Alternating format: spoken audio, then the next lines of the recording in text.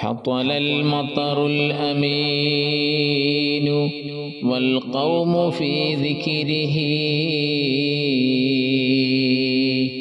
فانساب نور هداه في القلب كالقدر حطل المطر الأمين والقوم في ذكره فانساب نور هداه في القلب كالقدر. മഴ പെയ്തുവെങ്കിലും അള്ളാഹുവിൻ്റെ നാമഭാവത്തിൽ ലയിച്ചിരുന്ന മനസ്സുകൾ ഒരു മാറ്റവുമില്ല, നിശബ്ദമാഴിയിരുന്നു. പുറത്ത് മഴത്തുള്ളികൾ ഓടിയപ്പോൾ അവരുടെ ഉള്ളിലേക്ക് മൃദുവായൊരു കരുണാവെളിച്ചം വിധിയുടെ സ്പർശം പോലെ ഇറങ്ങിച്ചേർന്നു. وما بريح مقامهم قد غيبتهم روح الضوء فسقاه مرب بالمطر.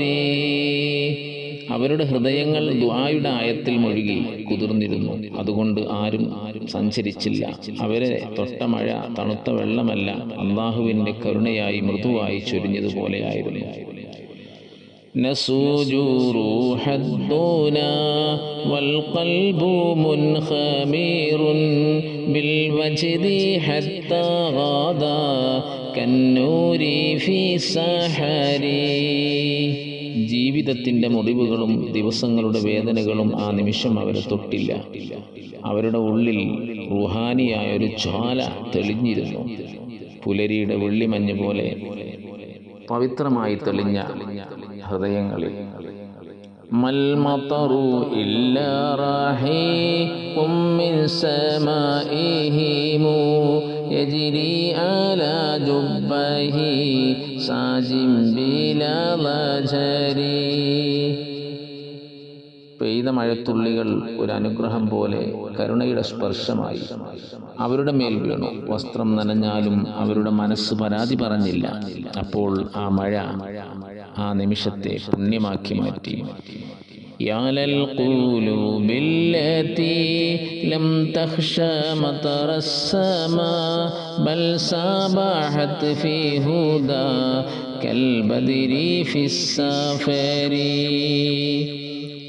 മഴയെ പേടിക്കാത്ത, തിരിച്ചു പോകാനോ വിചാരിക്കാത്ത അത്ഭുത ഹൃദയങ്ങൾ. അവർ മുഴുവൻ ആത്മീയ കടലിൽ നീന്തി. യാത്രയിൽ തെളിഞ്ഞ പൗർണമിയെപ്പോലെ ഉള്ളിൽ വെളിച്ചം നിറഞ്ഞവർ. കഅന്നഹും ജുനൂദു നൂരിൻ ഖദ് നസല മിനൽ അർശിൽ അലി വഫി ആയാതിഹി ദഹറു.